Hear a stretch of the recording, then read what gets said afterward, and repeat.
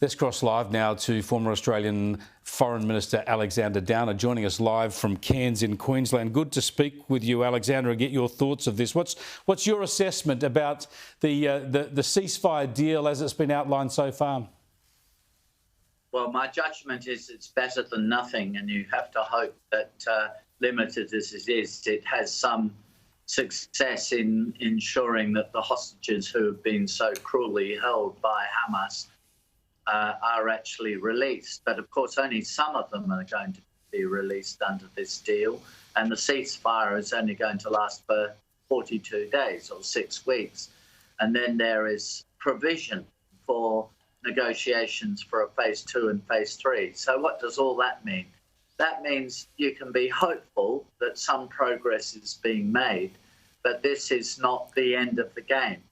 There is still a long way to go, and some hostages will still be kept, and also the bodies of those hostages who Hamas have killed will be kept in Gaza and won't be released. So there is a long way to go, and this isn't a moment for triumphalism.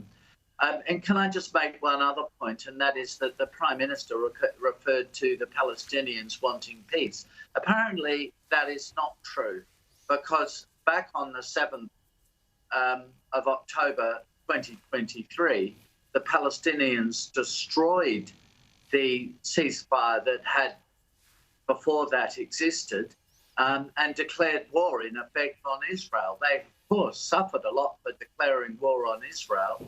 But hopefully, if not the Hamas leadership, many of whom, of course, have been killed, but the Palestinian people will learn from this experience and not threaten Israel's right to exist.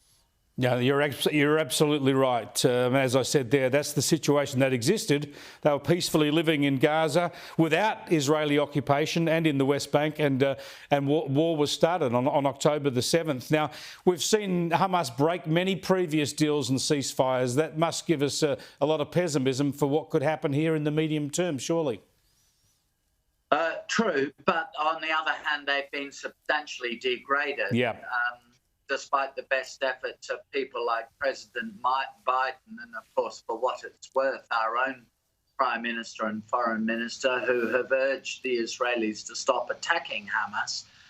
But they nevertheless, given the courage of Netanyahu in pressing ahead, have been substantially degraded. So their capacity to launch attacks on Israel will be much more limited now. We don't know how limited, but they will be very limited. And of course, as President Trump has said, all hell will break loose if Hamas decide to break this particular agreement.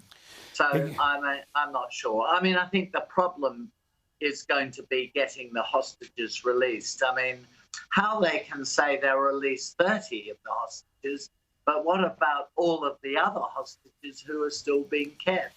They're not being released, and so there is a long way to go here. In total, we believe there are almost 100 hostages still held, many of them dead, but yes, at the moment... Some of them dead. Many of them perhaps the majority dead, but certainly they're talking about releasing only 33 in the first instance. Now, there's a lot of talk about, obviously, Hamas and Israel doing this deal, Qatar helping to broker it, and the United States claiming a lot of the credit. What we don't hear about is Iran. Isn't this the missing element? Haven't they been the most influential figure in all of this? Yes, but Iran is the most influential figure in terms of Hamas and Hezbollah and the Houthis, because they're Iranian proxies.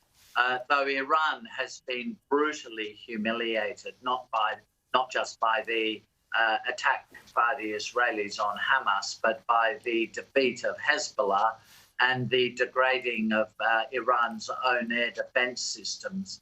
So they have been substantially weakened and I think very much humiliated. So they will be very careful of President Trump. I mean, I noticed J.D. Vance, the incoming vice president, doing an interview the other day and saying not just will the United States take military action against any Iranian attacks on Israel and proxy attacks on Israel, but there will be huge sanctions imposed on any country that supports those organisations, that meaning Iran. Yep. So Iran will be trembling at the inauguration of President Trump. There's no doubt about that. Yeah.